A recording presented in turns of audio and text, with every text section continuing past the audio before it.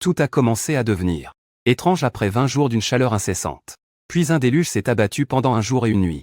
Les gens qui s'abritaient à l'entrée du supermarché célébraient avec joie. Certains, même, se jetaient tête la première sous la pluie, profitant de cette fraîcheur inhabituelle. Je suis sorti du supermarché avec un sac de porrée. J'ai froncé les sourcils en voyant la pluie s'intensifier. Ce n'est pas que je n'aime pas la pluie. Avec autant de jours de chaleur, j'avais l'impression que j'allais fondre. Alors, la pluie était une bénédiction. Le problème, c'est que j'ai une peur bleue de l'eau de pluie. Il y a 3 ans, par une nuit de pluie, ma voiture est tombée dans un lac et j'ai coulé avec. J'ai failli mourir. Si la vitre ne s'était pas brisée, je n'aurais pas survécu. Depuis, l'eau me cause un traumatisme psychologique. Le simple fait de voir pleuvoir me terrifie. J'ai sorti mon téléphone pour regarder les prévisions météo. À partir d'aujourd'hui, la température allait baisser progressivement. La chaleur de 40 et 35 degrés allait disparaître, laissant place à une température agréable d'environ 33 degrés. C'était une bonne nouvelle. Mais elle s'accompagnait de pluies constantes. Parfois le matin, parfois le soir. La plupart du temps, des averses et des pluies modérées. J'ai soupiré et je suis retourné au supermarché pour faire des provisions. Avec la chaleur, je n'avais pas l'habitude de stocker beaucoup de provisions. Mais maintenant, avec ces pluies continuelles, je n'avais aucune envie de sortir. J'ai donc décidé d'acheter assez de nourriture pour ne pas avoir à sortir de chez moi pendant une semaine. 10 boîtes de steak, 6 kilos d'ailes de poulet surgelées, 3 sacs de dumplings et 4 de boules de riz gluants. Ce n'était que des choses que j'adorais manger. J'ai aussi acheté un grand sac de tomates et de patates douces, une boîte de porridge aux 8 trésors et une de nouilles instantanées. Avec ça, je devrais en avoir pour au moins une semaine. Si j'étais un peu économe, je pourrais tenir jusqu'à un mois. Après avoir tout acheté, j'ai pris un taxi pour rentrer chez moi. Je vis dans une résidence d'appartement pour la classe moyenne. Mon appartement n'est pas grand, 90 mètres carrés au 3e étage. Après avoir ramené mes affaires à la maison, la pluie a semblé redoubler de violence. Le martèlement contre la fenêtre faisait un bruit à briser la vitre.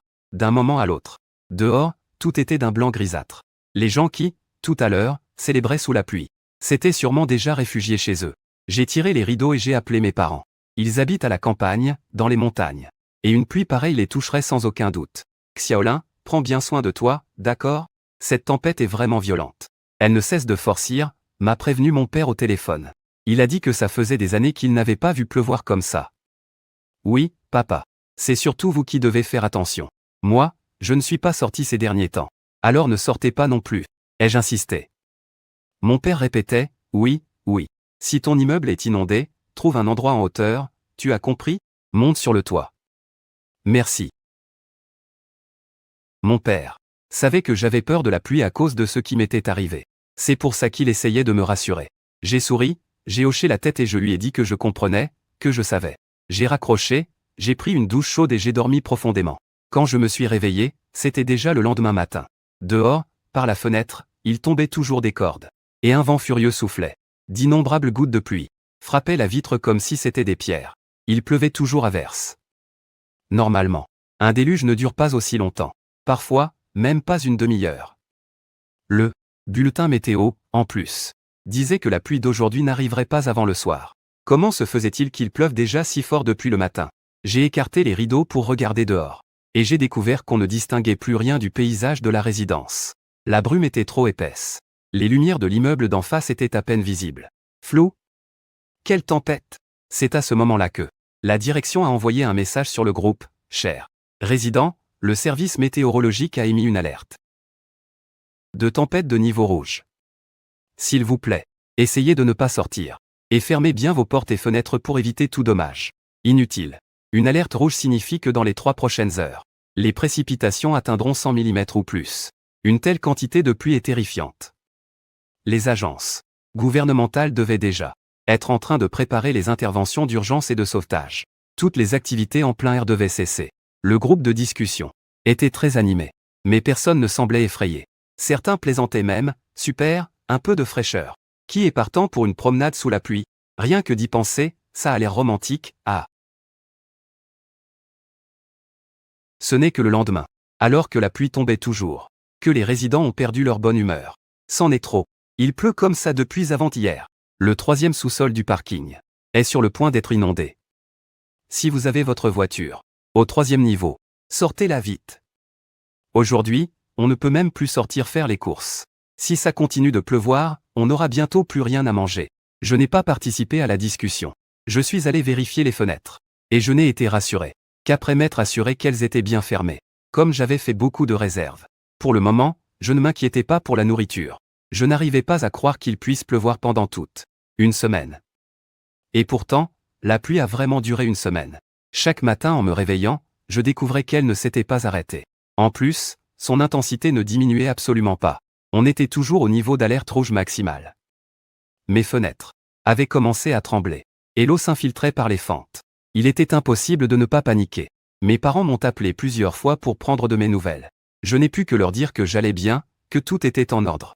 En réalité, je sentais que rien n'allait. Pendant 7 jours. Que ce soit le jour ou la nuit, la pluie n'a pas cessé. Notre ville, Yusheng, est devenue une tendance sur les réseaux. Mais d'autres villes aussi, car il ne pleuvait pas seulement à Yusheng. Yusheng n'était que l'une des premières chanceuses. J'ai cherché des informations et j'ai découvert qu'en Europe, en Asie du Sud-Est, en Amérique du Nord et ailleurs, des pluies incessantes avaient également commencé. C'était beaucoup trop anormal. Pendant mes études, j'avais fait des recherches sur l'histoire des grandes extinctions d'espèces. Je me souviens très clairement que la Terre a connu une période de pluie qui a duré 2 millions d'années. Après ça, l'écosystème a radicalement changé et les dinosaures ont fait leur apparition. Avec ma peur de la pluie, mon esprit n'arrêtait pas de divaguer. Et inconsciemment, j'ai fait le lien entre cette pluie et cette fameuse pluie de 2 millions d'années. En regardant le groupe de discussion, les résidents avaient commencé à s'entraider. Ceux qui avaient des pommes de terre les échangeaient contre des nouilles instantanées. Ceux qui avaient du porc, contre des légumes. Moi, j'avais encore pas mal de nourriture. Il faut dire que ces derniers jours, je mangeais très peu. Je ne cuisinais donc pas beaucoup, et j'avais pas mal de viande au frigo. Je pourrais tenir encore une semaine sans problème. Mais s'il pleuvait une semaine de plus, notre Yusheng serait complètement paralysé. Je suis allé à la fenêtre pour voir la situation dehors. Je n'arrivais toujours pas à voir clairement. Je ne distinguais même pas le lac artificiel de la résidence. Dans le groupe, le syndic a de nouveau envoyé une annonce. Annonce urgente, il est demandé aux résidents du rez-de-chaussée de chaque immeuble de déplacer leurs affaires immédiatement. La résidence subit actuellement des inondations généralisées et il est très probable que l'eau monte jusqu'au rez-de-chaussée. Dès la publication de l'annonce, tout le monde a eu le sang glacé. Quoi? Le rez-de-chaussée va aussi être inondé? Alors le parking souterrain. Il doit déjà être une vraie piscine. Ma nouvelle Mercedes. Même si le terrain de notre résidence n'est pas surélevé, il ne devrait pas être inondé comme ça, si? Impossible. Comment la résidence pourrait-elle être inondée? Il pleut des cordes depuis une semaine. N'importe quel endroit pourrait être inondé. Je viens d'essayer d'appeler les pompiers, mais la ligne est déjà saturée. C'est le chaos total. On dit que Dongyao ressemble déjà à un océan et que la digue est sur le point de céder. Tout le monde a paniqué. Mon cœur s'est mis à battre la chamade. Ma phobie de l'eau était sans commune mesure. Je craignais que l'eau n'inonde mon appartement au 3e étage. Et alors, je serais comme un poisson sur un billot. Je ne voulais pas revivre cette terreur de l'eau. Après l'alerte de minuit, impossible de trouver le calme. Les provisions tiendraient un moment. Mais je craignais vraiment que l'eau n'atteigne le 3e étage. Je me suis souvenu des paroles de mon père. S'il y a une inondation, monte sur le toit. Peut-être à cause de mon profond traumatisme, je suis vraiment monté sur le toit. Notre immeuble fait 31 étages en tout. J'ai pris l'ascenseur jusqu'au dernier. Et là, j'ai jeté un œil aux 6 appartements de cet étage. 5 étaient vendus.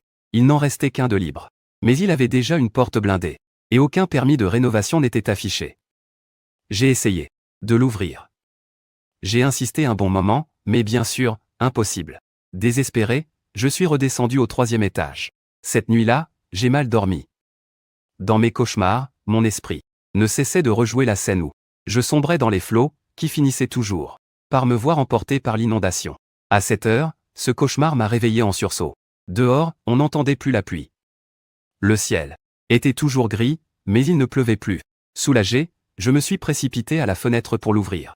Pour regarder au loin, on voyait que toute la résidence était inondée. Le lac artificiel avait débordé depuis longtemps. De nombreux résidents du rez-de-chaussée écoraient l'eau, pour éviter que leur maison ne soit inondée. Les plaintes fusaient de toutes parts et le groupe de discussion était très actif. Les gens avaient l'impression d'avoir survécu à une catastrophe. Certains se préparaient même à sortir faire des courses, en pataugeant dans l'eau. La catastrophe était enfin terminée. Moi, je ne suis pas descendu. J'ai écouté le bulletin du bureau météorologique local. Il disait que le déluge avait cessé, et que la municipalité menait des opérations de sauvetage. Prenez vos précautions. Après la catastrophe, ne vous approchez pas des poteaux électriques. J'ai alors poussé un soupir de soulagement. Mais très vite, j'ai découvert que dans de nombreuses autres régions du pays, il continuait de pleuvoir. Certains endroits, qui avaient d'habitude peu de précipitations, étaient aussi sous la pluie. En regardant les informations internationales, mon cœur s'est serré. La capitale de l'Inde subissait les pires pluies depuis 100 ans, inondant de nombreux bidonvilles. Le métro de New York avait été inondé, causant l'accident le plus meurtrier en 30 ans. La station de recherche britannique en Antarctique a signalé que sur la Terre de Wilk, il grêlait depuis 3 jours. Ces nouvelles avaient un fort air d'apocalypse. J'ai froncé les sourcils et j'ai regardé dehors, vers le ciel. À part une blancheur immense, on ne voyait rien d'autre. La pluie avait-elle vraiment cessé, ou était-ce juste une pause? À la tombée de la nuit, notre résidence avait retrouvé un semblant d'ordre. Le supermarché du quartier a rouvert. La pluie n'est pas revenue, mais le ciel restait sombre. Ma peur de l'eau me faisait trop réfléchir. Je n'arrêtais pas de repenser à cette histoire de pluie de 2 millions d'années. Au bout d'un moment, j'ai enfilé mes bottes de pluie et j'ai couru au supermarché. Il y avait pas mal de monde, mais la plupart étaient des enfants, ce qui montrait que personne n'avait conscience de devoir stocker des provisions. Les gens voulaient encore aller au marché pour acheter à manger. La plupart pensaient que la pluie avait complètement cessé. Je n'ai pas osé hésiter et j'ai commencé à vraiment faire des provisions. Des centaines de sacs d'ailes et de cuisses de poulet, 50 paquets de saucisses, 30 boîtes de biscuits, 20 sacs de pain, 2 caisses d'eau minérale. J'ai aussi acheté des lampes de poche, des piles, des chargeurs portables et d'autres choses en cas de coupure de courant. Le propriétaire du supermarché était stupéfait. Je n'y ai pas prêté attention. Faisant des allers-retours, j'ai tout ramené chez moi. Comme ça, en étant économe, je pourrais survivre 2 ou 3 mois sans problème à la maison. J'avais encore un sac de riz. S'il n'y avait pas de coupure de courant, je pourrais tenir très longtemps. Ensuite, je suis allé à la pharmacie et j'ai acheté du Valium, de l'ibuprofène, de l'aspirine et d'autres médicaments. Comme ça, même si j'attrapais de la fièvre ou la diarrhée, je pourrais me soigner moi-même. Bien sûr, ça ne suffisait pas encore pour que je me sente en sécurité. Ce que je craignais le plus, c'était toujours l'inondation. Le 3e étage. C'était encore trop bas. J'avais déjà une idée en tête. Alors, j'ai envoyé un message privé à une personne du groupe des résidents. Il avait acheté un appartement dans cet immeuble, mais il était toujours en déplacement. Il ne revenait que tous les 2 ou 3 ans. Son appartement était au 31e étage, le 3102, et il le mettait lui-même en location longue durée. Il avait publié l'annonce plusieurs fois dans le groupe, en nous demandant de l'aider à trouver un locataire. Je lui ai dit directement que je lui avais déjà trouvé quelqu'un. Je lui ai demandé 200 yuan de commission pour avoir servi d'intermédiaire. Il a accepté, avec plaisir, et a dit que c'était 3500 par mois, avec un minimum de 3 mois de loyer, et qu'il demanderait à la direction de me remettre les clés. Nous avons conclu l'affaire. Effectivement, la direction m'a apporté les clés. J'ai commencé mon déménagement, un aller-retour après l'autre, à monter et descendre les étages. J'ai monté toutes mes affaires à l'appartement 3102. En chemin, j'ai croisé quelques voisins qui m'ont demandé ce que je faisais. Je leur ai dit que j'étais en train de monter des affaires pour un voisin du dessus contre un peu d'argent. Ils n'ont pas posé d'autres questions. Finalement, à 21h, j'ai terminé le déménagement, presque épuisé. Malgré tout, j'ai pris la peine de vérifier les portes et les fenêtres, m'assurant qu'elles étaient bien verrouillées. Ainsi, caché au 31e étage, avec un appartement rempli de provisions, je me sentais en parfaite sécurité. À peine avais-je poussé un soupir de soulagement que le martèlement a recommencé. Une pluie torrentielle frappait violemment la fenêtre. Mon cœur s'est serré. J'ai regardé par la fenêtre et j'ai vu de nouveau un ciel gorgé de pluie, comme les tentacules d'un démon s'étendant vers la terre. Il pleuvait de nouveau, une averse encore plus violente. Bien que je me sois préparé minutieusement, je n'ai pas pu retenir un frisson. Toute la résidence était plongée dans le chaos. Les résidents qui, quelques instants plus tôt, se promenaient en bas, couraient se réfugier chez eux en toute hâte. Sous la pluie, ils ressemblaient à des fourmis luttant pour leur survie. La direction a immédiatement publié une annonce, demandant à tout le monde de ne pas sortir et de bien verrouiller leurs portes. Sur le groupe de discussion, les résidents n'arrêtaient pas de pester. Il pleut encore. La météo n'avait pas dit qu'il ne pleuvrait plus. J'ai eu un mal de chien à trouver un peu de viande. Dans la précipitation pour rentrer, je ne sais même plus où je l'ai mise. Putain, l'eau du parking n'était même pas encore descendue qu'il pleut déjà de nouveau. C'est la fin, on est foutu. Le parking de notre résidence est complètement inondé. Des tas de voitures flottent sur l'eau. La direction. Je faisais des heures supplémentaires pour évacuer l'eau, mais il se trouve que il pleut, et il pleut encore. Si cette pluie dure ne serait-ce qu'un jour de plus, Je crains que même le rez-de-chaussée ne soit complètement inondé. Je ne m'étais pas trompé. Le déluge a continué jusqu'à 2 heures du matin. Et au vacarme de la pluie se mêlait des jurons, bien qu'assourdis. Le bruit de la pluie n'arrivait pas à les couvrir. C'étaient les voix du rez-de-chaussée qui montaient jusqu'à moi. Du haut de mon 31e étage, je pouvais les entendre. C'est dire le nombre de résidents qui étaient en train de pester. Le rez-de-chaussée devait être complètement inondé. Le bruit dans les couloirs était également chaotique. De toute évidence, les résidents du rez-de-chaussée montaient vers les étages supérieurs. Le bruit a également augmenté aux autres étages. Un par un, les résidents du 31e étage ont ouvert leurs portes. En sortant à mon tour, j'ai entendu les voix agitées de mes voisins dans le couloir. Reçu. Descendez vite, aidez, faut que personne ne se noie. Il y en a qui sont inconscients. Moi, avec mon grand cœur, je ne pouvais pas y aller, j'ai une peur bleue de l'eau. Je ne voulais pas descendre et y mettre les pieds. Le sauvetage de cet immeuble avait commencé. Les résidents des étages supérieurs sont descendus de leur propre initiative pour aider. Certains aidaient à sauver des objets de valeur. D'autres laissaient les résidents des étages inférieurs monter chez eux pour se réchauffer. La conversation de groupe était aussi en pleine effervescence. L'esprit d'entraide battait son plein. Pendant ce temps-là, j'ai pris mon téléphone pour suivre les infos nationales. Putain, mon fil d'actualité avait explosé. Plus de la moitié des villes du pays subissaient les mêmes pluies que nous. Il y avait de nombreux endroits comme la ville de Yuchen où la pluie ne. La recherche s'arrêtait. La nouvelle numéro 1, c'était le pronostic des experts. Des pluies torrentielles sur tout le pays risquaient de provoquer la plus grande inondation depuis 100 ans sur les cours moyens et inférieurs du fleuve Yangtze. De plus, la tension sur Beijing, Shanghai et Guangzhou était aussi très élevée. Par exemple, l'aéroport de Pudong à Shanghai était complètement inondé et l'embouchure du fleuve Yangtze débordait. Des lieux comme Baoshan et Jinshan étaient en grande partie paralysés. La situation dans la capitale n'était guère plus réjouissante. Le système de drainage était complètement effondré. La moitié de la ville était submergée par les eaux de pluie. Au début, ces nouvelles m'ont terrorisé. Nous. La ville de Yuchen était en tête des recherches. Désormais, la ville de Yuchen ne comptait plus. Qu'est-ce que ça signifiait? Ça signifiait que la tempête était si violente que les principales villes économiques du pays étaient sur le point d'être submergées. Les autorités n'avaient plus les moyens de nous aider. Nous, la ville de Yuchen. Mon sentiment de crise a explosé, pas seulement à cause de ma panique de l'eau, mais aussi à cause des nouvelles de catastrophes dans tout le pays. J'ai repensé à cette pluie qui a duré 2 millions d'années.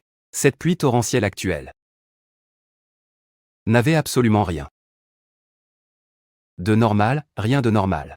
On ne pouvait plus l'expliquer par la logique ordinaire. Ça pourrait être une extinction de masse. J'ai vite cherché des infos sur Internet, en me concentrant sur 2 aspects. Premièrement, que se passerait-il s'il continuait de pleuvoir sans arrêt? Par exemple, une pluie continue pendant 1 mois, 3 mois, voire 1 an, 2 ans. Deuxièmement, comment survivre? J'ai cherché tout l'après-midi, sans trouver la moindre méthode de survie détaillée. Il semblait qu'à part se réfugier quelque part en hauteur, il n'y avait pas d'autre option. Et si la pluie continuait de tomber? Dans environ un demi-mois, le réseau électrique serait endommagé. Il pourrait y avoir des coupures d'électricité et d'Internet. De plus, d'innombrables personnes tomberaient malades à cause de l'humidité en 1 mois. Les zones de basse altitude seraient submergées un peu partout. Se produiraient à grande échelle inondations, glissements de terrain, etc. 2 mois plus tard, commencerait une famine à petite échelle, avec des gens mourant de faim un peu partout. 4 mois, les maladies infectieuses commenceraient à se propager. 6 mois, la faune et la flore mourraient en masse. Les zones de basse altitude seraient submergées. Après 1 an, à l'exception des zones de haute altitude et des hautes montagnes, on ne verrait peut-être plus de terre ferme dans le monde entier. C'est trop terrifiant. Mes pensées s'emballaient. Si la pluie tombait pendant plusieurs mois, ou même 1 an, qu'est-ce que je ferais? Et mes parents, que feraient-ils? J'ai appelé mes parents en urgence. Heureusement, il y avait encore du réseau. Mon père a dit, d'un air inquiet. Ce temps n'est pas normal. Je crois qu'on doit partir. Aller à la montagne. Notre montagne, Bunyansan. Elle fait plus de 2000 mètres d'altitude, il y a des grottes pour s'abriter. D'habitude, mon père est une personne insouciante, mais cette fois, il voulait aller à la montagne. C'est sûr, cette fois, il avait vraiment peur. J'étais extrêmement inquiet. Notre village a été inondé. La voix de mon père semblait un peu précipitée. Il est inondé depuis avant-hier. Un glissement de terrain a ravagé la moitié du village. Il y a eu beaucoup de morts. Je n'ai pas pu supporter mon angoisse. Pourquoi tu ne me l'as pas dit plus tôt? C'est que je ne voulais pas que tu t'inquiètes. Là où tu es, ça ne va pas non plus. J'ai vu aux infos que dans ton district de Xiaoduko, beaucoup de zones résidentielles sont inondées. Mon père pense toujours à moi, me dis-je. Je suis déjà au 31e étage. Rassemblez les villageois. Prenez de la nourriture et des boissons, et montez vite sur la montagne Bunyansan. Allez vous réfugier. Mon père a accepté, puis il a suggéré. Tu ferais mieux de chercher, toi aussi, une occasion de monter sur la montagne Bunyansan. C'est la plus haute montagne de notre ville de Yushen. Il n'y a aucune chance qu'elle soit inondée. Ces paroles ont provoqué un déclic. C'est vrai. Comment ai-je pu être aussi bête? Si je vais sur la montagne Bunyansan et que je me trouve une grotte. Un abri. À 2000 mètres d'altitude. Même un déluge apocalyptique ne pourrait pas m'atteindre. D'ailleurs, la montagne Bunyansan est un site touristique. Il y a des escaliers pour y monter, et au sommet. Et sur les versants, il y a des bâtiments. C'est l'endroit parfait pour se réfugier. Mais pour l'instant, je ne peux pas y aller. Tout est inondé. Sans bateau, impossible de sortir. De toute façon, mon immeuble de 31 étages fait aussi 100 mètres de haut. L'eau de pluie aura du mal à atteindre le 31e étage. À moins qu'il ne pleuve vraiment pendant des mois, voire plus. Pour l'instant, je suis en sécurité. Si j'en ai l'occasion. Moi aussi, je me précipiterai sur la montagne Bunyansan. Merci. J'ai raccroché le téléphone, j'étais moralement épuisé. L'inquiétude excessive et la peur m'avaient complètement sonné. Je me suis préparé quelque chose pour me remplir l'estomac. Ensuite, j'ai pris un bain chaud et je me suis glissé sous les draps. Cette nuit s'annonçait comme une nuit blanche. Le couloir était bruyant. Je ne me sentais pas bien, et je me suis endormi en écoutant tout ce vacarme. Un cauchemar m'a réveillé. J'ai sursauté, et j'étais seul. En tendant l'oreille, j'ai entendu le bruit assourdissant de l'orage. C'était comme si le ciel rugissait, accompagné par le sifflement du vent qui faisait claquer les fenêtres avec fracas. Le couloir n'était plus bruyant. J'ai supposé que tout le monde était épuisé et se reposait. Je suis sorti dans le salon et la scène qui s'est offerte à moi m'a fait sursauter. Une nappe d'eau s'était accumulée dans le salon. Et un coin du plafond fuyait. De l'eau s'infiltrait aussi par les interstices de la fenêtre. Sans arrêt. C'est l'inconvénient des étages élevés. Avec une pluie aussi torrentielle. Ce serait étonnant que le dernier étage n'ait pas de fuite. Heureusement, cet appartement est bien drainé, l'eau ne peut pas trop s'accumuler. Mais c'est vraiment pénible à voir.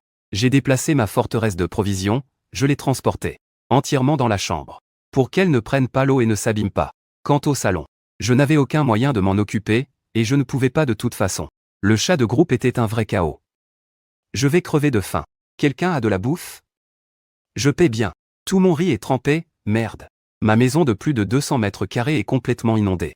Merci aux voisins du dessus de laisser ma famille s'installer chez eux. La panique et la tristesse se répandaient dans le groupe. Mais les gens continuaient de s'entraider, je les voyais se remercier. C'est m'étant. Et une inquiétude a germé dans mon esprit. Si cette pluie torrentielle durait 1 mois, 2 mois, 3 mois, les gens continueraient-ils à s'entraider ainsi? La nourriture viendrait à manquer.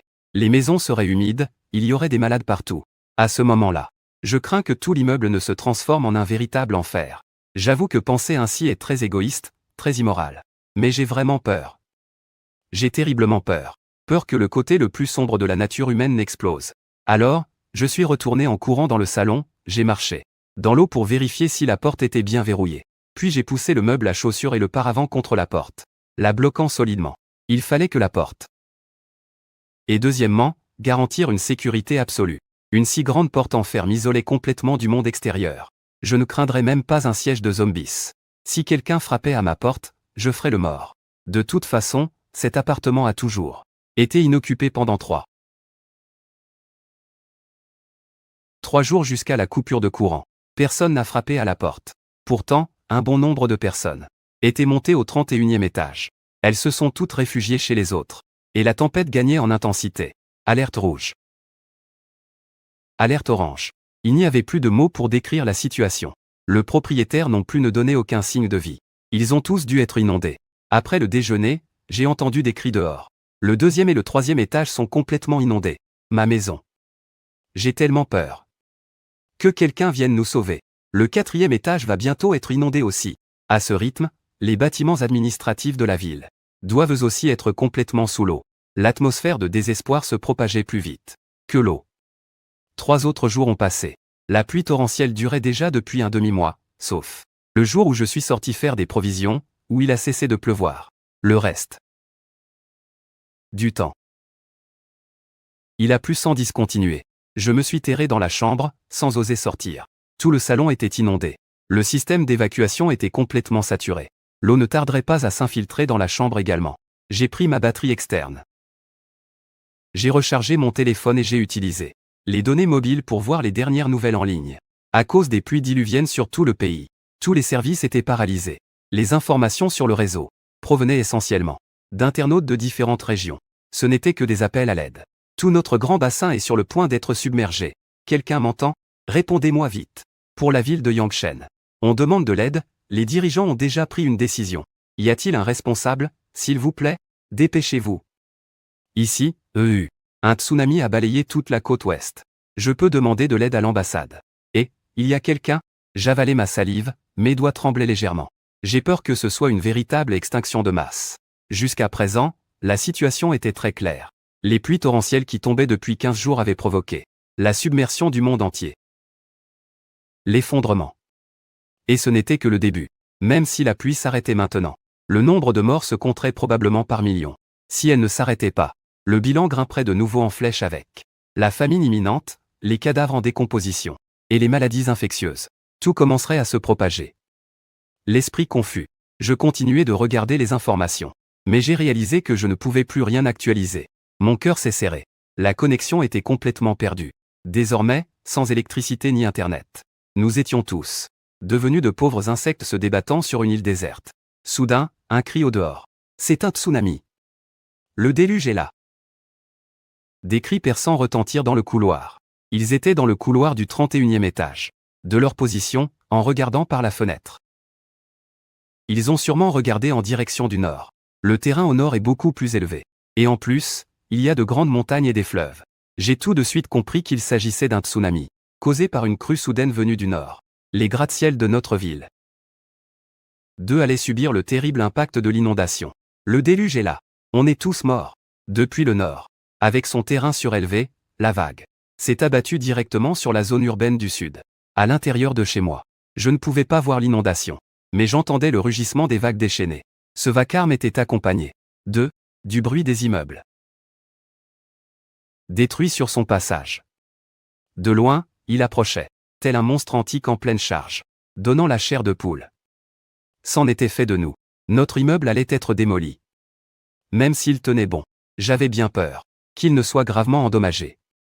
La puissance destructrice d'une inondation n'étant rien inférieure à celle d'un tremblement de terre. J'ai couru jusqu'à ma chambre.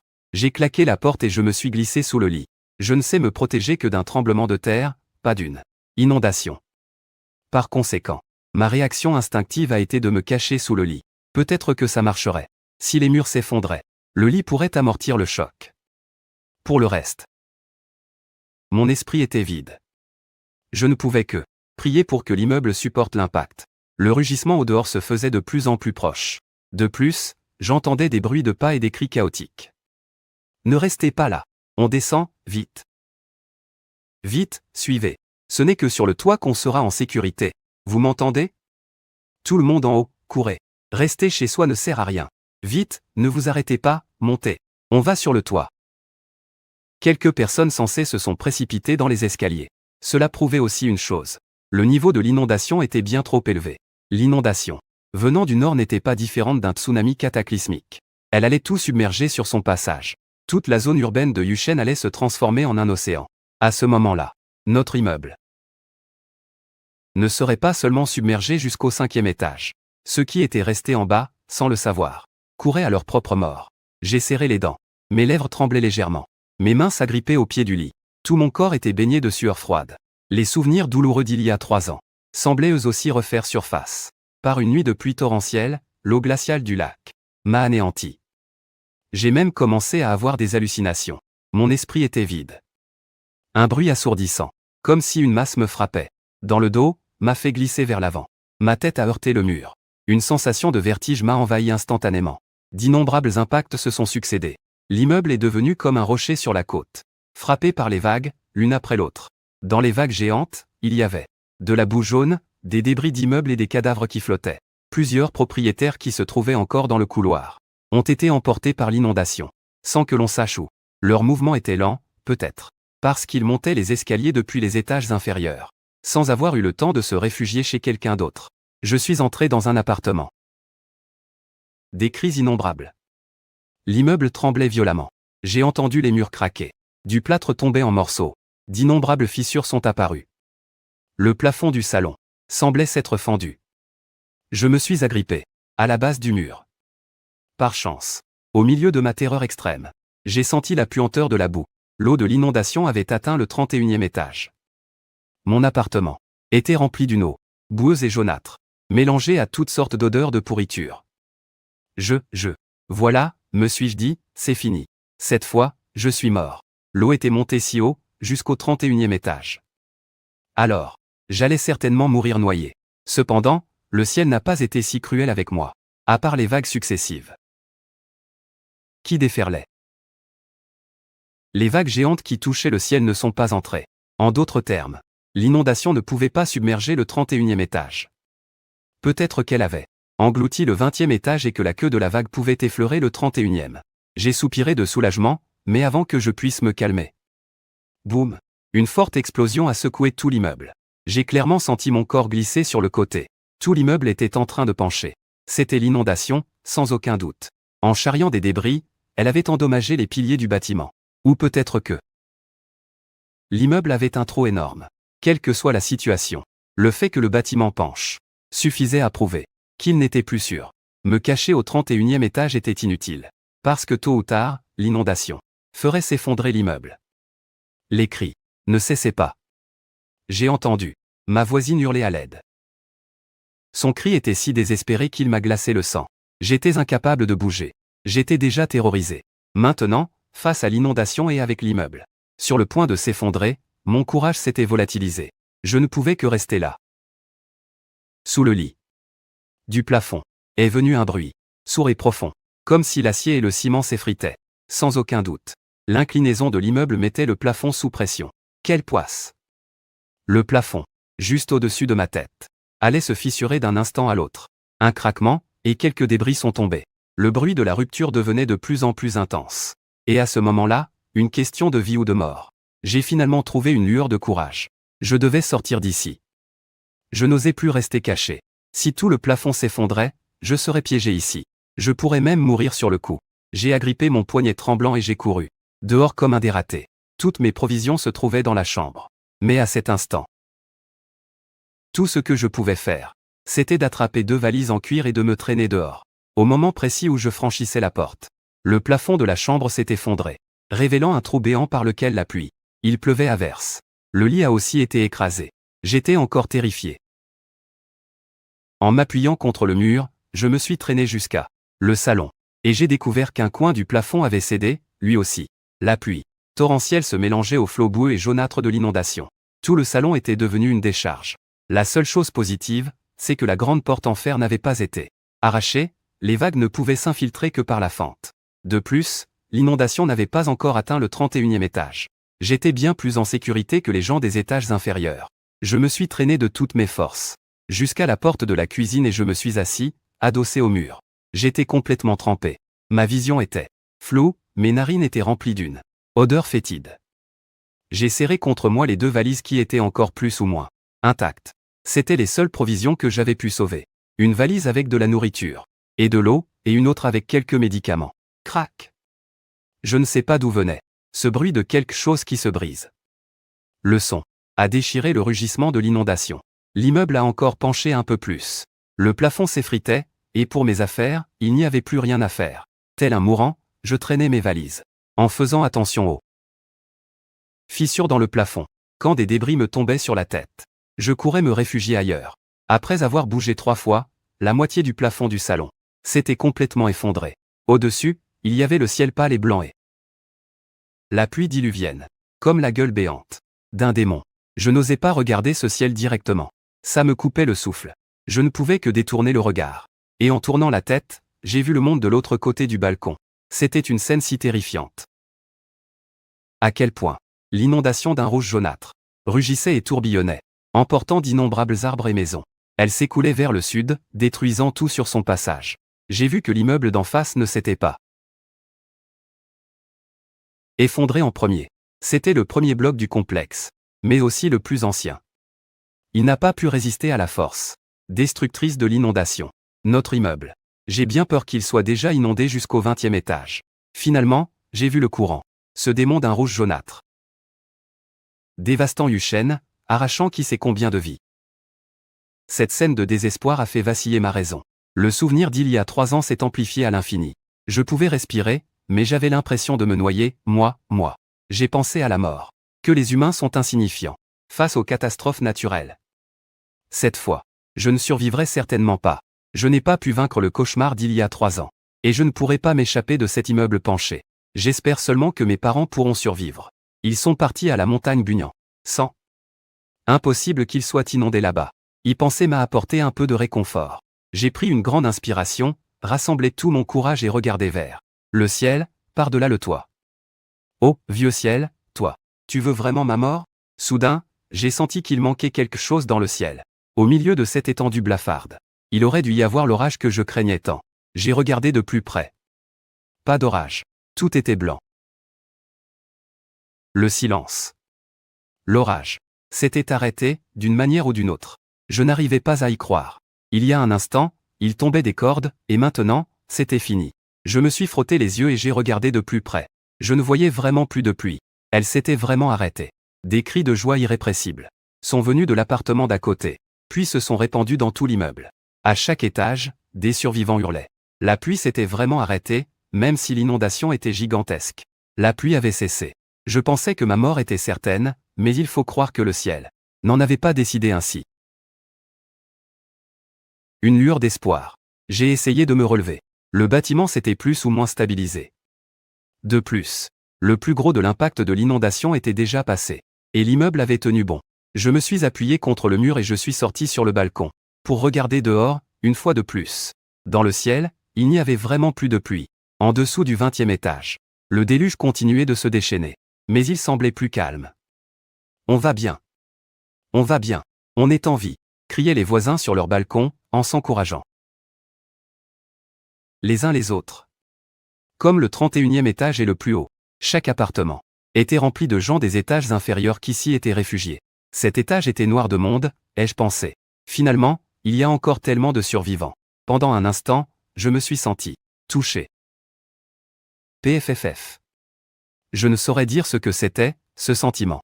L'homme est vraiment un animal grégaire. Moi, un survivant de la catastrophe. En entendant les cris des voisins, j'ai ressenti une bouffée de chaleur. Ma soif de vivre s'est ravivée. Je dois aller à la montagne Bugnan.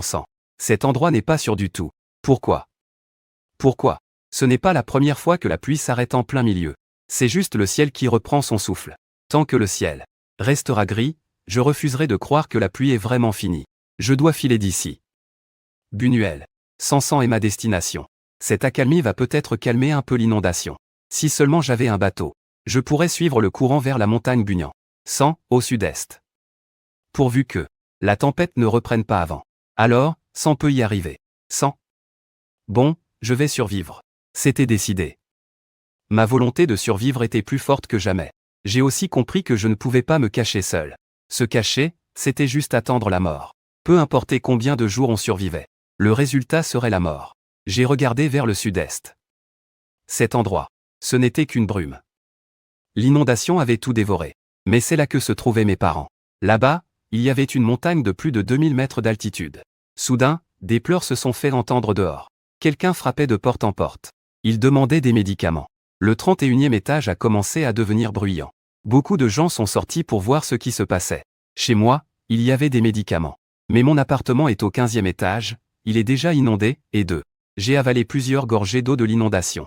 Je ressens une douleur à l'estomac insupportable. Quelqu'un a des antidouleurs? J'ai encore du riz, mangez-en un peu. Ils se sont rassemblés. Ils pensaient encore à s'entraider. Mais leur capacité était très limitée. Des étages inférieurs, beaucoup de gens sont aussi montés pour demander de la nourriture et des médicaments. Il y avait foule dans l'immeuble. Il y avait une odeur pestilentielle. Cela pourrait être le signe d'une épidémie imminente. L'inondation avait apporté trop de bactéries, et notre immeuble comptait trop de morts. Dans les appartements submergés en dessous du 20e étage.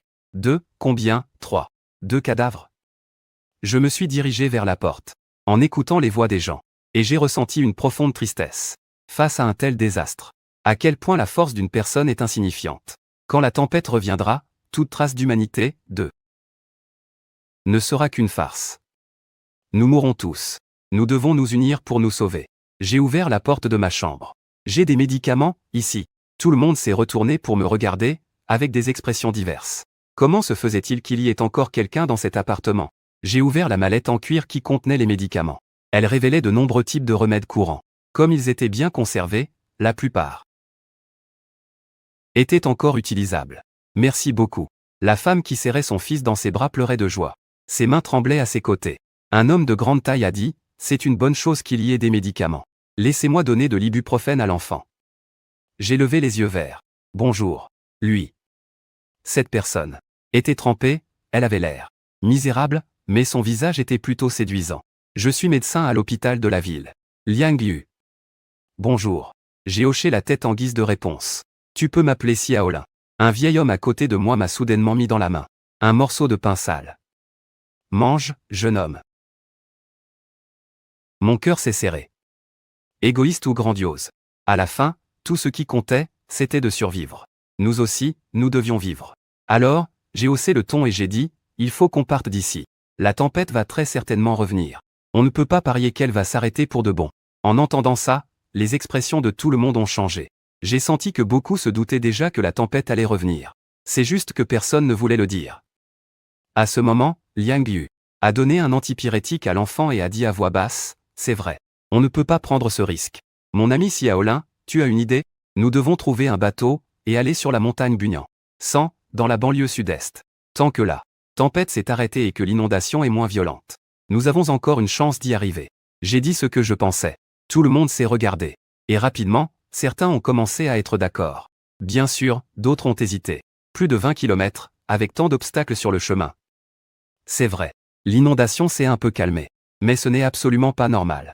Le problème principal, c'est « et si la tempête revient à mi-chemin ?» Mais si on ne part pas, rester ici, c'est la mort assurée. On doit agir, et tout de suite. L'immeuble penche déjà. Une inondation de plus. Dès que le niveau montera, le bâtiment s'effondrera, sans aucun doute. C'est à ce moment que Liang Yu intervint également. C'est vrai, Aolin a raison. En plus, on n'a pas de nourriture. Même si on pouvait se cacher dans l'immeuble pour toujours, on finirait par mourir de faim. Il vaut mieux tenter notre chance. Liang Yu avait clairement exposé le pour et le contre. Il pensait exactement la même chose que moi. Tout le monde se regarda et commença à réfléchir à ce moment-là. Deux frères jumeaux s'avancèrent. On est des surfeurs professionnels. Si on trouve un bateau, on peut s'en charger tous les deux. Une vague de joie submergea tout le monde. Ils reprirent confiance instantanément. Du coup, le seul problème qui restait était le bateau. C'est alors qu'un homme à lunettes fit une suggestion. En amont de la rivière, il y a des chantiers navals et plein de bateaux de pêche. L'inondation vient de là-bas. Peut-être que le courant a emporté quelques bateaux. Allons voir en aval. Et allons du côté nord de l'immeuble pour voir si on peut récupérer une embarcation. Oui, oui. Le vieux Mao est un pro des bateaux. S'il le dit, c'est qu'il doit y en avoir. Quelqu'un connaissait cet homme. Trouvant l'idée raisonnable, plusieurs jeunes hommes costauds allèrent à la fenêtre pour regarder. Se penchant par la fenêtre brisée pour regarder en bas, ils purent évaluer la situation au nord. Un instant plus tard, quelqu'un s'écria joyeusement, et « Regardez, là-bas. Il y a un bateau coincé là. Peut-être au niveau du 21e étage. Je suis allé voir aussi. C'était un bateau de pêche d'à peine 10 mètres de long. Il était délabré, mais il n'avait pas coulé. Ce qui prouvait que sa structure principale, elle était toujours solide. Un bateau ne suffit pas. Nous devons en chercher d'autres. » Liang Yu a pris la tête du groupe et a fait un geste en même temps. Les femmes, les personnes âgées et les enfants, restez au 31e étage. Les jeunes, suivez-moi en bas. Nous devons bien sécuriser le bateau et faire quelques réparations. Plus de 10 hommes ont répondu à l'unisson et ont suivi Liang Yu en bas des escaliers. Je suis retourné dans ma chambre. J'ai rassemblé le peu de nourriture qu'il restait, ainsi que les provisions de mon autre valise. Assez pour que tout le monde puisse manger à sa faim. Mangez vite, nous a rappelé le vieil homme qui m'avait donné le pain. Ne mangez pas tout. Laissez-en assez pour les jeunes. Réparer le bateau est un travail épuisant. Tout le monde a hoché la tête, laissant plusieurs portions pour Liang Yu et les autres. Très vite, ils ont entendu des bruits provenant du 21e étage. Les gens criaient. Après tout, sécuriser un bateau au milieu de l'inondation n'était pas une mince affaire. D'autres résidents sont apparus aux étages supérieurs. Après avoir entendu notre plan, quelques-uns se sont joints à l'équipe, tandis que d'autres se sont cachés dans leur chambre. Je ne m'attendais pas à ce que tout le monde n'ose pas aller à la montagne. Bugnansant. D'ailleurs, le fait que la pluie se soit arrêtée a donné à beaucoup l'illusion que cet endroit était désormais sûr. Moi, je continuais de regarder attentivement le ciel et j'ai remarqué qu'à part une couleur blanc pâle, il n'avait pas changé. Je me souviens que la dernière fois que la pluie s'est arrêtée, ça a duré une journée. Combien de temps est-ce que ça durerait cette fois? Après juin, la température a soudainement chuté et tout le monde avait sommeil. Quelques personnes âgées étaient recroquevillées sur le sol, presque sur le point de s'évanouir. J'ai serré ma valise contre moi et je suis descendu à tâtons jusqu'au 21e étage. Il faisait complètement noir. Mais il y avait pas mal de silhouettes. Liang Yu et les autres. Ils étaient sur le balcon de l'appartement 2105, en train d'utiliser des cordes pour attacher le bateau de pêche à l'extérieur. La coque était tachetée de rouille, le moteur était en panne depuis longtemps. Mais heureusement, ce n'était pas une petite barque en bois. Sinon elle serait déjà en 1000 morceaux. Je leur ai apporté la nourriture. Tout le monde s'est vite rassemblé et a commencé à manger goulûment. Liang Yu a mangé un demi-paquet de viande séchée. Et son moral a semblé remonter. J'ai profité que tout le monde soit là pour dire « Nous devons partir ». Au lever du jour. J'ai peur que la tempête ne reprenne. Dans l'obscurité, les silhouettes des gens se sont mises à s'agiter. Liang Yu a dit d'une voix rauque « Pas de problème pour partir demain matin. Mais un seul bateau ne peut pas transporter tout le monde. Nous n'avons pas trouvé de deuxième barque. Rien que pour les survivants du 31e étage. Nous sommes déjà plus de 30 personnes. Sans compter ceux qui restent dans tout l'immeuble. Il n'y a certainement pas que ces 30 personnes qui voudront aller au Mont Bugnansant. Et un bateau de pêche sans moteur devra traverser les vagues de l'inondation. Au milieu de ces eaux déchaînées, tout est très dangereux. Il a froncé les sourcils, pensif, puis Liang Yu a proposé une solution. Demain matin, qu'un premier groupe parte. Aolin, tu emmènes les femmes, les personnes âgées et les enfants d'abord. Avec Abu à la barre, environ 15 personnes devraient pouvoir monter. Si ce sont des femmes, des personnes âgées et des enfants, 15 personnes, ça va. Abu, c'est l'un des jumeaux, il est surfeur. Omen, à ses côtés, intervint. Aujourd'hui, on a vu au moins 5 bateaux se faire emporter. Dommage qu'ils étaient trop loin. Bien trop loin pour les atteindre. Il nous suffit d'attendre qu'un autre flotte jusqu'à nous et on pourra faire un deuxième voyage. C'est vrai, les bateaux qui arrivent après sont plus grands. Les plus petits ont chaviré depuis longtemps. Moi, bien sûr, je n'avais pas. Non, pas la moindre idée géniale. Je les ai juste prévenus. Liang Yu, fais attention. Il m'a violemment éclaboussé avec de l'eau salée et a dit en souriant. Je suis médecin, il n'arrivera rien. La nuit est tombée sur Nanao et j'avais le cœur lourd. Je n'arrêtais pas de regarder le ciel, craignant que la tempête ne revienne. Heureusement, quand le jour s'est levé, la tempête n'est pas venue et, à l'est, un rayon de lumière a percé le calme sinistre. Le soleil. Tout le monde a poussé des cris de joie. Même si on ne voyait pas le soleil, c'était sans aucun doute sa lumière. La pluie s'était vraiment arrêtée. Le soleil était de retour. Les gens étaient fous de joie, ils pleuraient de bonheur. Liang Yu a regardé fixement un instant, puis s'est tourné vers moi. Si Aolin, on dirait qu'il ne va plus pleuvoir. J'ai secoué la tête. Je ne sais pas, mais j'ai le pressentiment qu'il va continuer de pleuvoir. La lumière du soleil n'arrive pas à percer complètement les nuages. Le ciel semble enveloppé d'une membrane. C'est très anormal. Je soupçonne que la Terre est entourée d'une couche de nuages, et qu'un simple rayon de soleil est insignifiant. Liang Yu a baissé la tête, pensif. Puis il a rapidement fait un geste. Selon le plan, nous emmenons un groupe à la montagne Bugnansant ce matin. Que ceux qui ont été prévenus hier soir descendent au 21e étage. Liang Yu, cet homme avait l'étoffe d'un chef. Il a tout organisé à la perfection. Mais beaucoup ne voulaient pas prendre ce risque. Le soleil est là, il ne peut plus pleuvoir. Comment on est censé aller à la montagne? Bugnansant, dans ce rafio tout pourri? C'est vrai. Pourquoi on n'attendrait pas que la crue se retire? Faut pas prendre de risques. Moi, je ne bouge pas. Je reste là à vous attendre. À ma grande surprise, plus de la moitié des gens ont refusé d'y aller. C'était normal qu'ils pensent comme ça. Après tout, le soleil, c'est un symbole d'espoir. Et quand on a de l'espoir, qui voudrait prendre des risques? Certains des hommes qui ont réparé le bateau ont également hésité. Un instant. Tout le monde murmurait, je veux y aller. Que celui qui veut partir me suive. Je n'ai pas osé hésiter. Je devais simplement emmener ceux qui voulaient s'en aller. Tout le monde s'est regardé. Pour s'enfuir? Évidemment que je viens avec toi, Liang Yu. À ce moment-là, il a manifesté son soutien, son regard balayant la foule. Le temps presse, quelqu'un d'autre veut venir? Moi aussi, j'y vais.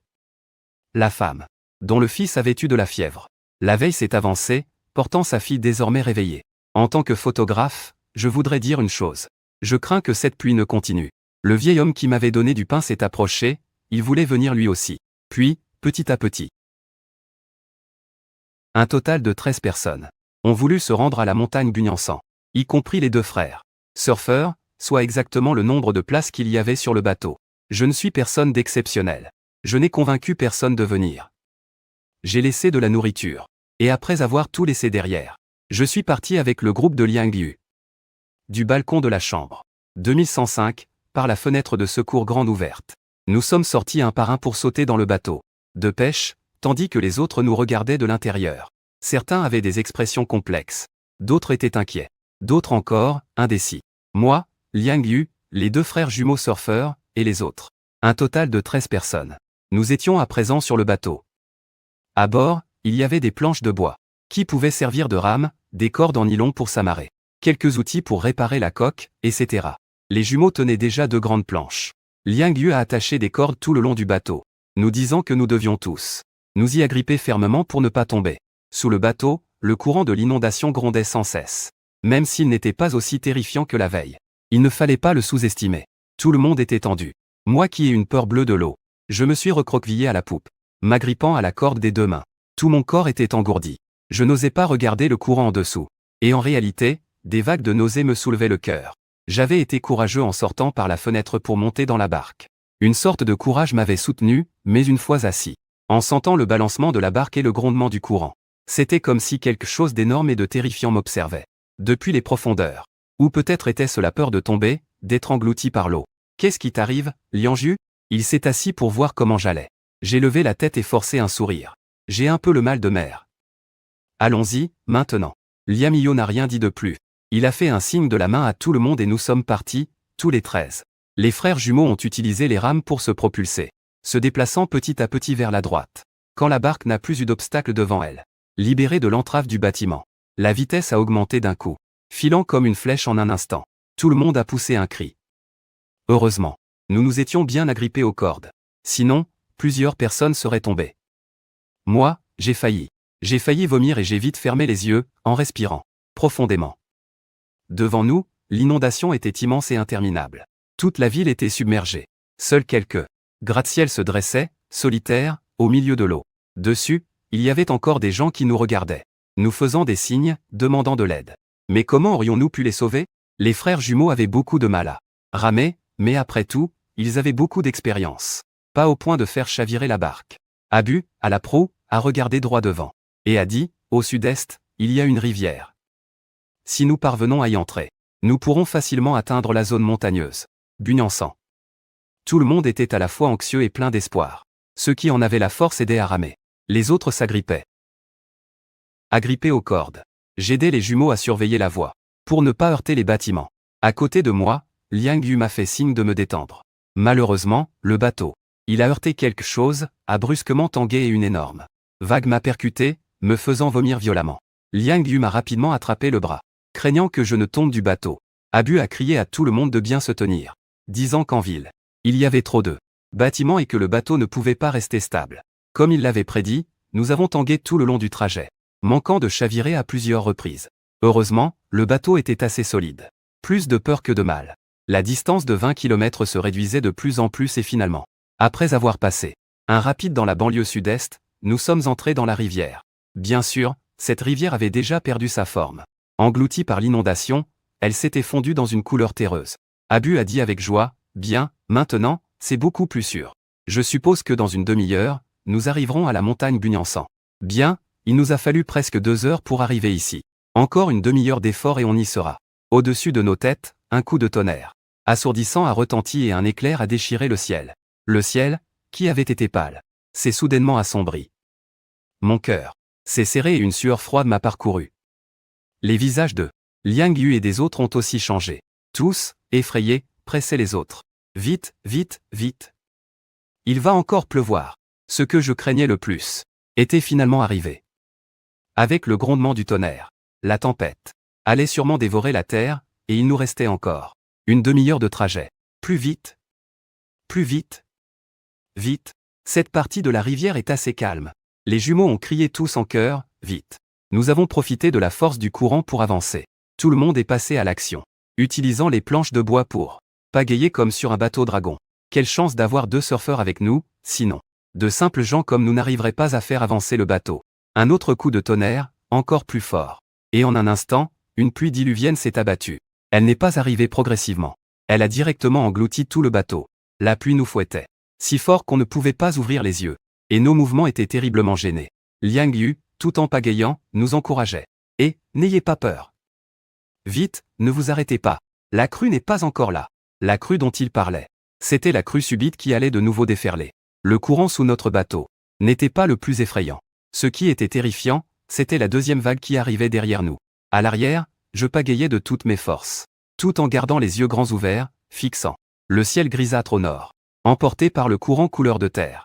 Au milieu d'une pluie incessante, je ne voyais rien de net. Mais 10 minutes plus tard, j'ai entendu venir du nord un bruit effroyable, le rugissement de la crue. J'ai crié, elle revient. Vite, tout le monde s'est mis à pagayer comme des fous. Devant, Abu a hurlé. On est presque arrivé au mont Bunyan. Tenez bon encore 15 minutes. Ces paroles, sans aucun doute, ont remonté le moral de tout le monde. Et j'ai senti une nouvelle vague de force m'envahir. 3 minutes plus tard, le bruit de la crue s'est rapproché et notre bateau a commencé à tanguer. La vibration de l'eau nous avait atteints. Et il était difficile de garder le bateau stable. 3 minutes de plus. Et j'ai vu le dragon d'or dans la brume blanche. Quelle scène terrifiante. Tout l'horizon était jaune, déferlant depuis le lointain nord. Les vagues étaient bien plus hautes qu'avant. Cette crue allait sûrement submerger le 31e étage. J'ai bien peur que peu de gens survivent dans toute la ville, et nous. Si la crue nous rattrape, nous serons pulvérisés en un instant. Mon Dieu, c'est fini. Les autres aussi. Ils ont vu l'inondation et sont restés paralysés par la peur. Sans plus aucune force pour ramer. Liang Yu, le visage blême, a crié, « Allez, courage, vite !» Quelques-uns ramaient encore. Les jumeaux ne relevaient pas la tête, y mettant toute la force de leur vie. Le fantôme dans mon cœur refaisait surface. L'inondation est sur le point de me dévorer. Olin, si tout le monde t'a suivi jusqu'ici, ressaisis-toi, pour moi. J'ai frissonné. Je me suis mordu la langue si fort que ma bouche s'est remplie de sang. Je dois agir. Ramez, vite. Ramez, vite. Le déluge mettra au moins 10 minutes à nous atteindre. Faites-moi confiance. En réalité, je mentais. L'inondation arriverait en 5 minutes, tout au plus. Nous étions condamnés. Je me suis souvenu de la scène où je m'étais échappé de ce lac glacial. À ce moment-là aussi, je pensais que j'allais mourir, et pourtant, j'ai survécu. Je dois croire qu'on peut survivre aux situations désespérées. Et non que je suis piégé dans un cauchemar dont je ne peux pas m'échapper. Ramez. N'abandonnez pas. Croyez ce que je vous dis. Derrière nous, le grondement se rapprochait de plus en plus, dévastant tout sur son passage depuis l'horizon. Des vagues hautes de plusieurs dizaines de mètres rugissaient, frappant le ciel et la terre. Entre ciel et terre, il n'existait plus que ce son. Il pulvérisait chaque bâtiment, avançant vers nous, et notre bateau ralentissait de plus en plus, parce que le tremblement provoqué par le déluge était trop intense. Oubliez les 5 minutes. Même s'il nous restait vraiment 10 minutes. J'ai bien peur que nous ne puissions pas nous en sortir. Les jumeaux se sont retournés pour me regarder, le visage blême. Ils avaient compris que c'était la fin. Liang Yu a hurlé, « Un bateau !» Un grand bateau, droit devant. Un autre grand bateau de pêche arrivait à contre-courant, long d'environ 30 mètres. Il fendait les vagues, l'hélice de son moteur, brassant les eaux du déluge. J'avais du mal à respirer. Était-ce une hallucination avant la mort? Dans une telle situation, comment pouvais-je voir un bateau de pêche remonter le courant? Xiaolin. C'est Xiaolin. À la proue, un vieil homme avec une chaîne en fer nous hurlait dessus. Sa silhouette était très floue, la tempête était bien trop forte. Je tremblais de la tête aux pieds et j'ai couru vers la proue. Sur le grand bateau de pêche, plus de 10 hommes criaient, « Vite! Le filet! Hissez-les! Virez vite !» Clairement, eux aussi avaient vu l'énorme vague qui arrivait derrière. Et ils étaient loin d'être rassurés. Ils ont lancé un immense filet de pêche, qui nous a tous enveloppés. Tout le monde, agrippez-vous au filet. Liang Yu était lui aussi surpris et heureux. Un groupe de personnes s'est agrippé au filet, et les hommes nous ont hissés sur le bateau. Au même moment, le bateau a fini de virer, a mis les gaz à fond et s'est dirigé en aval à toute vitesse. Mes oreilles étaient assourdies par le bruit du vent et de la pluie, comme si j'étais aux portes de l'enfer. Le capitaine a hurlé. Tenez-vous prêts. On arrive au mont Bugnan. Tout le monde, sautez sur la plateforme. Les gens là-haut vont nous remonter. Pendant qu'il parlait, la montagne Bugnanchamp se dressait déjà devant nous. Elle faisait plus de 2000 mètres de haut. La base de la montagne était submergée par les flots, probablement sur plusieurs dizaines de mètres. Le téléphérique à mi-montagne avait été modifié pour être actionné manuellement. Une foule, sur une esplanade, à mi-hauteur, nous criait dessus. Le bateau de pêche a heurté en hâte le flanc de la montagne. Une plateforme élévatrice est descendue, suspendue à des chaînes, capable de transporter plus de 10 personnes à la fois. Les membres de l'équipage ont sauté sur la plateforme. J'ai sauté dessus à mon tour. Quelqu'un a crié « Ne vous bousculez pas ou elle va basculer ». La plateforme a été rapidement hissée. Les gens à mi-montagne tiraient de toute leur force pour nous faire monter. Je me suis retourné et j'ai regardé vers le nord. La terrifiante vague géante était juste là, face à nous, peut-être à moins de 10 000 mètres. Je pouvais sentir cette vapeur fétide qui me brûlait tout le visage. On a sauté sur le flanc de la montagne et la plateforme est redescendue. Le deuxième groupe a sauté en hurlant. Tirez vite. Allez, allez, allez. L'inondation. À seulement quelques milliers de mètres. Le souffle de la mort m'emplissait la bouche. J'ai aidé à tirer la chaîne, en regardant Liang Yu. Il serrait l'enfant contre lui sur le mont de charge et tirait de toutes ses forces. Sur le flanc de la montagne, tout le monde faisait un effort surhumain. Des dizaines de personnes tiraient ensemble sur le mont de charge. La majestueuse montagne Bugnan trembla, tandis que le déluge frappait ses flancs. Les bateaux de pêche des environs furent pulvérisés, d'innombrables marches emportées par les eaux. Une zone de plus de 100 mètres fut submergée en un instant. J'ai regardé Liang Yu. Il a essuyé la sueur de son front. Il a jeté un œil à l'inondation en contrebas, puis s'est tourné vers moi. Et il a ri, oh là là, quelle frousse. J'ai ri à mon tour et je lui ai donné un petit coup de poing amical. Alors comme ça, toi aussi tu as eu les jetons? Survivre à la catastrophe. Nous avions finalement atteint le flanc de la montagne Bugnan, à 1000 mètres d'altitude. Pour l'instant, l'inondation n'atteint que 100 mètres. Nous sommes en sécurité. Seulement, la tempête est bien trop forte. Toute la montagne est détrempée. Beaucoup de gens sur la montagne sont tombés malades. Ils se cachaient dans des grottes en toussant. Mon père nous a conduits à l'intérieur d'une grotte. Là aussi, c'était très humide. Mais il y avait un feu de camp qui pouvait nous aider à nous réchauffer. J'ai vu ma mère. Elle m'a serré très fort dans ses bras. Elle pleurait sans s'arrêter, ce qui m'a fait pleurer à mon tour. Arrêtez de pleurer. Maintenant, nous sommes complètement en sécurité. Il y a plein de nourriture sur la montagne. Il manque juste des médicaments, essayez de ne pas vous mouiller. Pour ne pas tomber malade, nous a prévenu mon père. Il y a des centaines de survivants sur la montagne. Beaucoup de gens des villages voisins avaient apporté de la nourriture. Dommage qu'il y ait si peu de médicaments. Tomber malade restait un gros problème. Après ça, nous sommes stabilisés. Tant qu'on ne tombait pas malade sur la montagne Bugnan, on serait en sécurité. Mais la situation à l'extérieur empirait. Cette grande pluie a duré un mois sans s'arrêter. Bugnan a été inondé sur des centaines de mètres de profondeur et toute Yuxing avait disparu sans laisser de traces. Debout à l'entrée de la grotte, je regardais au loin, ne voyant qu'une mer d'eau interminable. Des cadavres étaient constamment emportés au loin. L'enfer sur terre. Ça ne pouvait pas être pire que ça.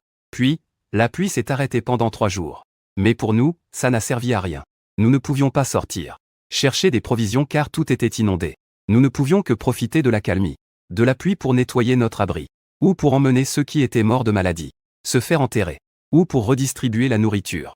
En réalité, la nourriture ne manquait pas. Des sacs de riz étaient empilés dans la grotte la plus sèche. À l'intérieur, il y avait aussi du maïs et des pommes de terre partout par terre.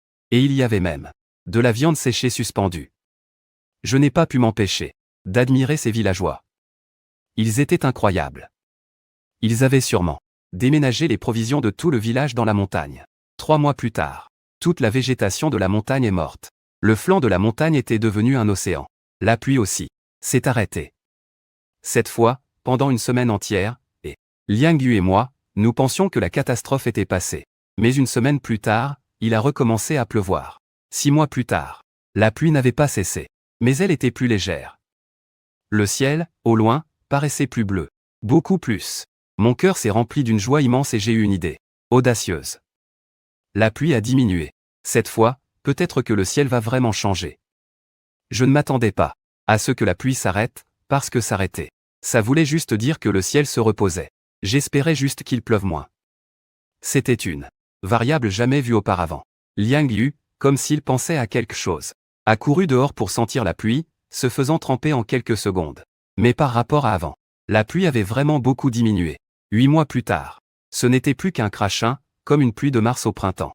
En plus, pendant la journée, on pouvait parfois apercevoir le soleil. Quant à Bunyansan, après que l'eau eut atteint le flanc de la montagne, l'inondation n'est pas montée beaucoup plus haut. Mon père et les autres sont descendus exprès sur le versant pour vérifier, à leur retour. Ils ont dit, heureux. On dirait que l'inondation commence à baisser. Un peu moins qu'hier, même si ce n'est qu'un tout petit peu. Ça a suffi à nous remplir tous de joie. L'espoir renaissait et nous étions tous fous de joie. L'inondation a clairement commencé à se retirer. Et la pluie devenait, elle aussi, de plus en plus fine. Au 10e mois, il ne pleuvait plus que quelques heures par jour. L'eau avait baissé d'au moins 300 mètres. Et nous avons couru au sommet de la montagne pour apercevoir Yushen. Et nous l'avons vu. Quelques toits presque pourris revoyaient la lumière du jour. Notre groupe de rescapés de Yushen, nous nous sommes pris dans les bras en pleurant. 2 mois plus tard, la pluie a complètement cessé. Le soleil a percé le brouillard blanc, illuminant le sommet de la montagne. Bunyansan, et nous éclairant nous aussi. Les survivants criaient, accueillant le soleil qui leur avait tant manqué. Je ne saurais dire combien ont fondu en larmes quelques jours plus tard, quand la plupart des bâtiments de Yushen ont émergé, hors de l'eau. Au loin, de petits points noirs sont apparus. En se rapprochant, nous avons vu que c'étaient des hélicoptères militaires. Tout le monde agitait les bras frénétiquement, en criant, excités comme des enfants sous le soleil levant. Je pleurais et je riais en même temps, regardant la femme qui serrait sa fille dans ses bras. Le géologue avec ses béquilles, Amao avec ses lunettes. Et puis les jumeaux qui dansaient en se tenant la main. Je les ai regardés, émus. Ils sont adorables, ces deux imbéciles. Mais vraiment, ils sont incroyablement adorables.